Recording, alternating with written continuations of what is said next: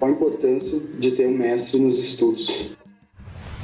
Rafael, respondendo a tu pergunta, se é necessário um mestre ou não é na procura de um crescimento espiritual ou místico.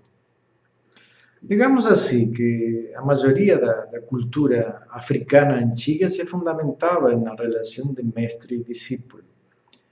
Isso nas artes da cerâmica, nas artes que têm a ver com a fundição dos metais, os trabalhos feitos na África com ceras perdidas, que eram trabalhos muito específicos com altíssima tecnologia e que só era passado esse conhecimento de mestre a discípulo. Então, tu não tinha como evoluir, digamos assim, em um curto período de tempo, ainda que levasse anos, convivendo com o mestre, com sua família, com seus outros discípulos, a chegar ao nível de tecnologia que tinha evoluído no decorrer de centenas de anos, e esse conhecimento tinha sido passado de mestre a discípulo, de mestre a discípulo.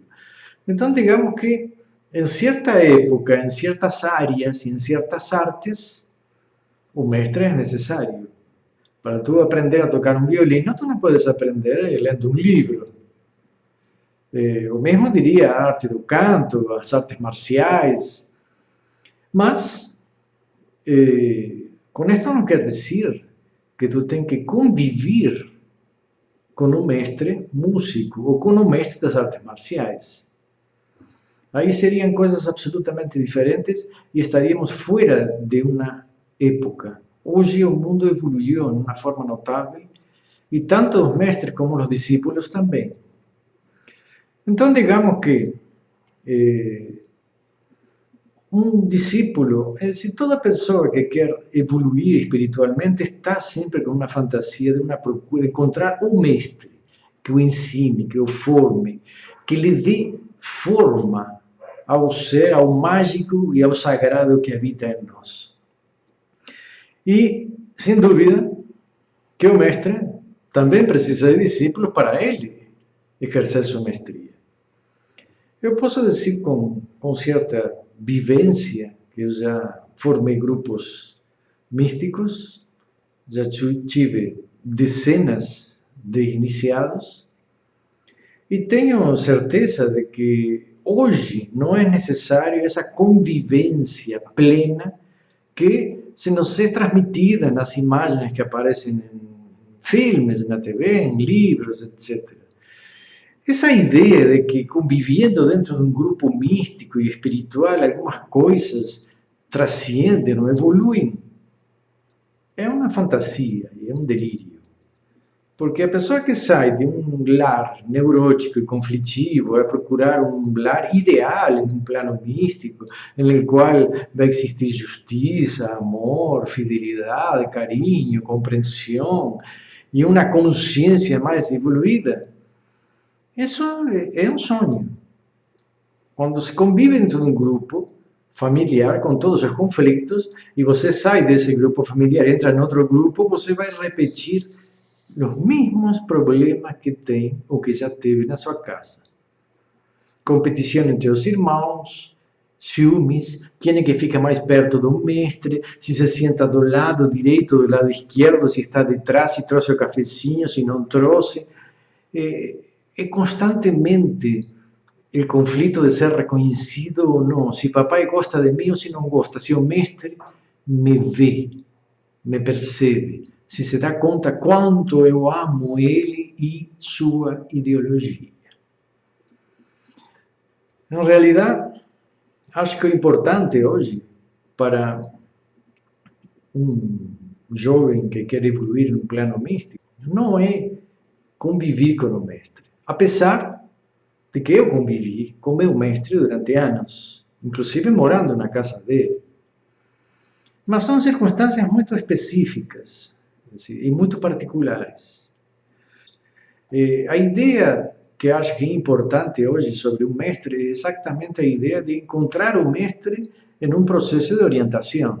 É dizer, você vai a um mestre de artes marciais que lhe ensina na técnica e mostra aonde estão seus pontos fracos, aonde está o desequilíbrio dentro de tuas posturas, aonde está o erro em tua defesa em tua postura de defesa e tua postura de ataque, como equilibrar essas forças dentro do discípulo. Lo mismo num plano espiritual. Em um plano espiritual, o mestre vai ver o potencial que o discípulo tem e o caminho que ele deveria seguir no desenvolvimento desse potencial. Apesar de que o discípulo talvez tenha uma fantasia de desenvolver uma área que ele gostou em outras pessoas, que ele conheceu, que ele viu, ou o próprio mestre. Esse é o grande conflito. A maioria dos discípulos o que quer é imitar o mestre. E a imitação é um dos processos da evolução da própria formação e educação. E é um dos grandes conflitos também. Se o maestro tem barba, todos deixam barba. Se o maestro tem cabelo comprido, todos deixam cabelo comprido. Se o maestro não fuma, então ele não fuma. Se o maestro não tem relacionamento sexual, então todos são célibes. Isso tem a ver. A forma que o mestre chegou a encontrar o sagrado em ele, se foi caminhando sobre as águas, se foi por baixo das águas, se foi voando até o Sinaí, é o caminho dele, não é o caminho de cada um de nós. Cada um tem seu caminho. Não é imitando um mestre que você vai se encontrar. Simplesmente vai encontrar o erro de não ser você. Claro que o mestre sabe disso e quando o mestre orienta em relação a seu caminho, não a meu caminho. Então, eu acho que hoje, no processo evolutivo da formação mística, o mais importante é que cada discípulo solicite orientação ao mestre, mas não que fique preso ao dogma do mestre. O mestre sabe se o mestre não come isto, não come carne, não come aquilo, não fuma, se se droga, alguns se drogam, alguns tomam um líquido para entrar em estado alterado de consciência, então vou seguir isto. Só que quero que entendam que essas coisas não são o seu caminho.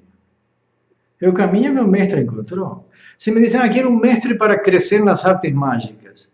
Se você estuda as artes mágicas, vai ver claramente que em diferentes partes do mundo existem grimórios escritos de maestros a discípulos, de maestros a filhos, e nesses grimórios vemos que existem métodos extremamente semelhantes de como atingir, digamos, de como chegar a um certo poder mágico. Mas cada livro, cada grimório, cada texto escrito em uma forma oscura, para que só um discípulo ou um grupo pequeno de discípulos entenda, diz quase exatamente as mesmas coisas. Todos têm certo nível de postura, técnica de meditação, palavras ocultas e sagradas, claves escritas ou faladas para atingir núcleos, ou forças, ou arquétipos que nos permitem acceder a um nível de conhecimento e de consciência superior. Mas cada um desses livros, cada um desses textos, não importa em que época foram escritos, antes de Cristo, depois de Cristo, na América do Norte, na China, no Japão e na Índia, dentro da Cábala hebraica ou dentro da Cábala egípcia, todos são diferentes, as palavras são diferentes. A ideia geral é a mesma, mas é diferente por quê? Porque cada um de vocês é diferente. Cada um de nós é diferente e cada um tem um caminho próprio e único para encontrar o sagrado dentro dele. Claro que um mestre pode dizer, olha, eu acho que se tu seguir aquele caminho, tu vai encontrar uma mina de ouro dentro de ti. E se tu vai por este caminho, tu vai encontrar um precipício, porque o que tu estás querendo é mais um delírio sobre o que seria o poder mágico do que realmente é. E o potencial que tu tem a desenvolver, muitas vezes, não é percebido, porque a pessoa ele vive dentro de uma fantasia de como deveria ser o mundo, de como deveria ser um mestre, de como deveria ser um discípulo, da obrigação que o mestre tem de formar ele. e a ideia de que ele merece, ele tem que ser visto pelo mestre, porque ele é o cara. Então, não é assim. É decir, eu acho que hoje o desenvolvimento místico fica muito mais aberto a milhares de pessoas. Antes era extremamente fechado. Se você queria aprender o arte místico, mágico dos templos de Shaolin, isso era muito selecionado por algumas pessoas. Ainda tem templos em Coreia que ensinam artes marciais e místico-mágicas.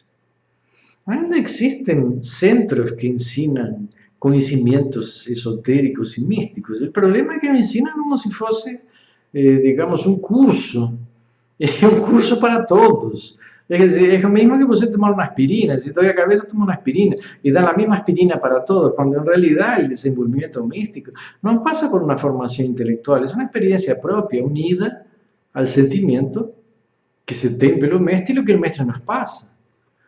Acho que é importante o mestre, e volto a repetir, nesse sentido de encontrar a orientação do mestre.